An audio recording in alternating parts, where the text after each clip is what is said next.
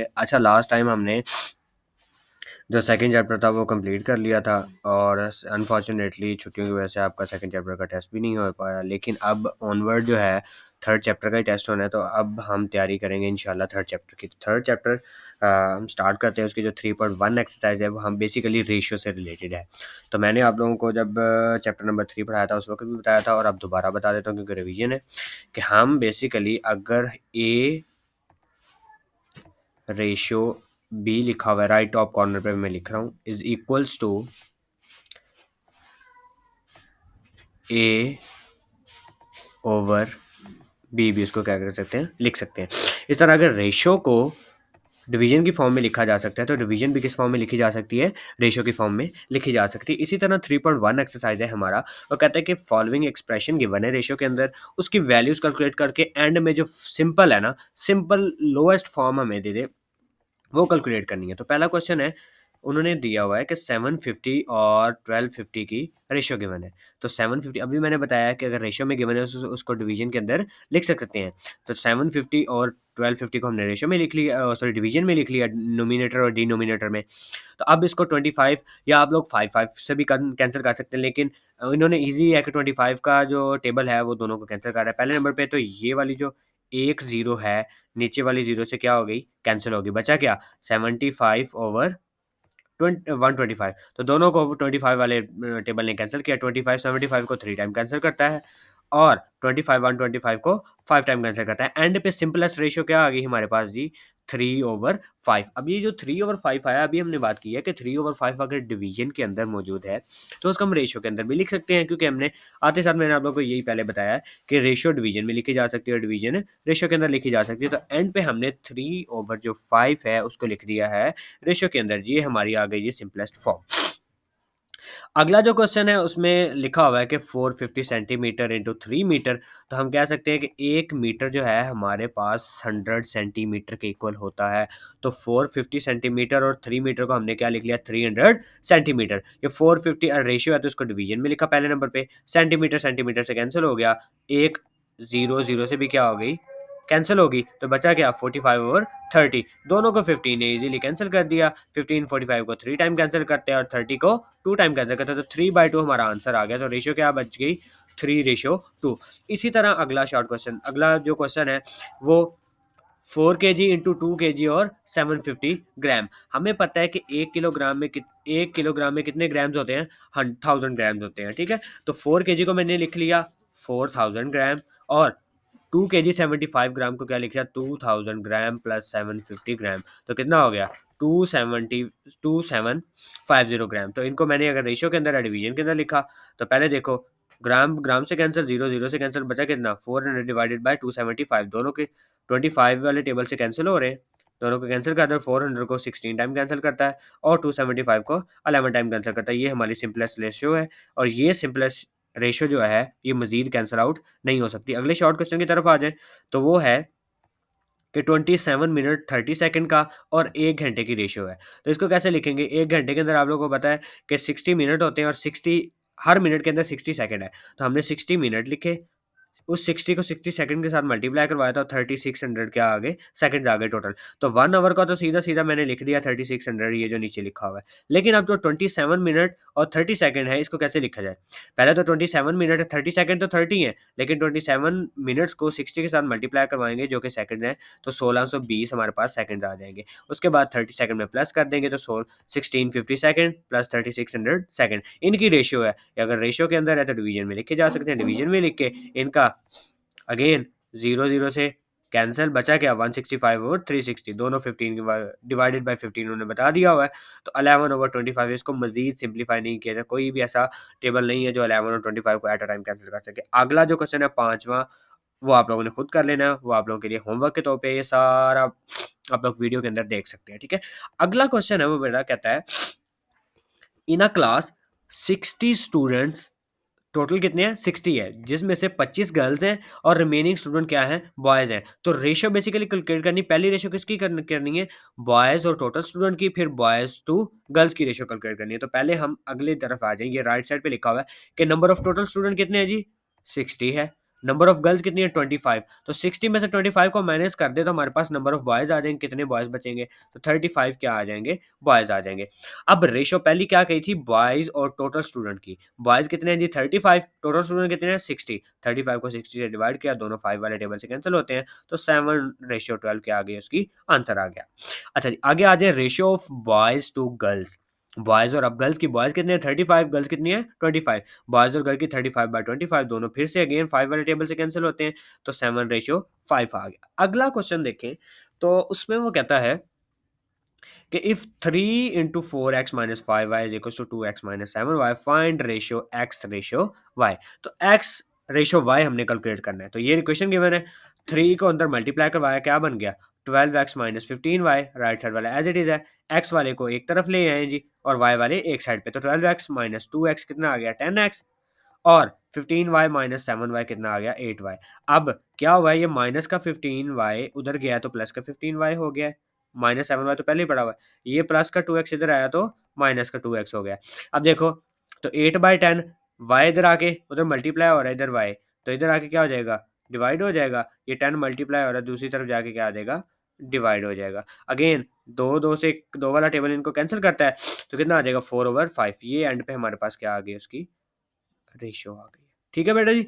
अच्छा जी, अगले क्वेश्चन की तरफ आ जाएं, वो कहता है find the value of p if the ratio 2p plus 5 ratio 3p plus 4 and 3 ratio 4 are equal. वो कहता है कि ये वाला जो चीज़ है अगर ये वाली रेशियो एक दूसरे के इक्वल हो तो p की वैल्यू फाइंड आउट करें। तो हमें पता है कि ये रेशियो, ये लिखा हुआ है, ये रेशियो अगर इसके इक्वल है तो हम क्या कर सकते हैं, ये इक्वल ही रहेगा।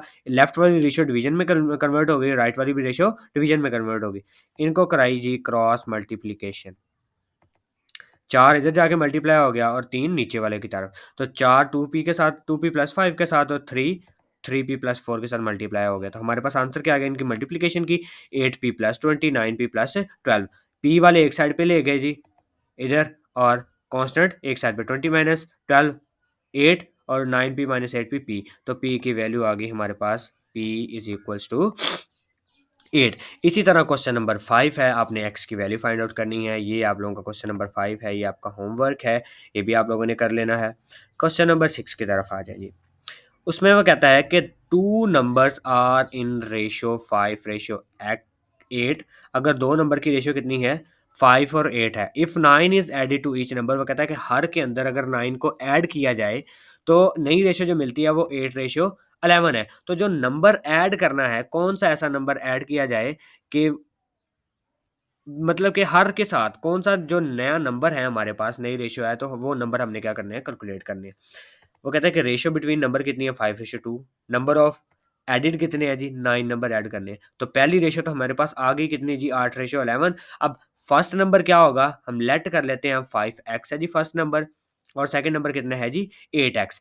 तो 5x के अंदर 9 ऐड करेंगे और 8x के अंदर क्या करेंगे 9 ऐड करेंगे, क्योंकि इसी के अंदर तो ऐड करना है, तो ये वाली रेशियो इक्वल आएगी ना। इसके अंदर ऐड किया, फिर इसकी जो डिवीजन में कन्वर्ट हो गया, फिर आगे मजीद सिंप्लीफिकेशन है, तो x इज इक्वल टू कितना आ गया हमारे पास 3। एक ऐसा नंबर है जिसको ऐड करें तो हमारे पास क्या आएगा, अब देखो 5 के अंदर 3 ऐड करो तो 8 आ जाएगा, 8 के अंदर 3 ऐड करो तो 11 आ जाएगा। तो ये आप लोगों का 3 एक ऐसा नंबर था, ये वैसे भी आंसर कर सकते हैं लेकिन आप लोगों ने सॉल्व करके देना है। क्वेश्चन नंबर 7 सेम है कि what are the numbers, again वही रेशियो सेम वही मेथड, अब उसके अंदर 9 ऐड करना था, इसके अंदर 10 ऐड करना है, ठीक है सिंपली। अब कहता है कि find the cost of, question number 8 की तरफ आ जाए, find the cost of 8 kilogram of mangoes if 5 kg of mango cost. अगर वो कहता है कि 5 किलो आमों की प्राइस कितनी है 250 है, तो 8 किलोग्राम की कितनी होगी, हमने बेसिकली रेशियो से कैलकुलेट करना है। वो कहता है कि आम एक साइड पे रख लिए, प्राइस क्या कर ली एक साइड पे रख ली, 5/8 250/x, x जाके क्रॉस मल्टीप्लीकेशन करवाई, x जाके 5 के साथ मल्टीप्लाई हो जाएगा 850 के 250 के साथ, तो 5 इधर मल्टीप्लाई हो रहा है, नीचे आके क्या हो जाएगा डिवाइड, तो 5 जो है इस 250 को 50 टाइम कैंसिल करेगा, ठीक है जी। तो 50 इंटू 8 क्या हो जाएगा 400, तो 8 किलो जो आमों की प्राइस होगी वो कितनी हो जाएगी बेटा जी 400। आगे क्वेश्चन नंबर 9, वो क्या कहता है, find a ratio b is equal to 7 ratio if the ratio A ratio B is equal to 7:6, find the value of 3A plus 5B ratio 7B minus 5A। इसकी वैल्यू हमने क्या करनी है, calculate करनी है। ओके जी, तो हमारे पास ये रेशो गिवन है। अगर ये रेशो गिवन है तो इसको हम अपनी आसानी के लिए इसको डिवीजन की फॉर्म में लिख लेते हैं। तो हमें क्या है, एक और रेशो गिवन है, कौन सी है जी, 3A plus 5B ratio 7B minus 5A। अब ये वाली जो रेशो है इससे हमने ऊपर वाली रेशो बनानी है, ठीक है जी। ये जो नीचे वाली रेशो गिवन है, ये वाली जिसको मैं बॉक्स लगा रहा हूँ, इससे हमने ऊपर वाली ये वाली रेशो क्या करनी है, कैलकुलेट करनी है। अब वो कहता है कि ये जो इक्वेशन है जिसको अभी मैंने डबल टिक किया हुआ है, अब इसको डिवाइड करवा दे दोनों तरफ से, मतलब कि ऊपर भी और नीचे भी डिवाइड करवा दे बी से। इनको अलग-अलग कर दिया, 3A ओवर बी हो गया, 5B ओवर बी हो गया, बी का बी इससे कैंसिल, नीचे भी क्या हो गया, 7B over B minus 5A over B, नीचे भी बी से बी कैंसिल, तो बचा क्या, एक, फिर बचा क्या जी, 3 × 7/6 प्लस 5 और नीचे भी 5 7 माइनस, अब A ओवर बी की वैल्यू पुट कर दी। कैसे, अगर हम देखें तो A इक्वालिटी में किसके इक्वल आ रहा है, 7 के इक्वल, B इक्वालिटी में किसके इक्वल आ रहा है, 6 के इक्वल, सॉरी। तो A ओवर B, यही ये वाली जो है A ओवर B को हमने किसके ऊपर पुट करना है, 7/6 के। तो A ओवर B की वैल्यू पुट कर दीजिए 7/6, नीचे भी 7/6। इनको मजीद हमने किया सिंप्लीफाई, कैसे, 7 3 21/6 प्लस 5 और नीचे भी 5 7 35/6, ये वाली क्वेश्चन तक। और इससे आगे मजीद हमने क्या किया है, इसको सिंप्लीफाई किया, नीचे से 6 हमने क्या करवा दिया है, कैंसिल करवा दिया।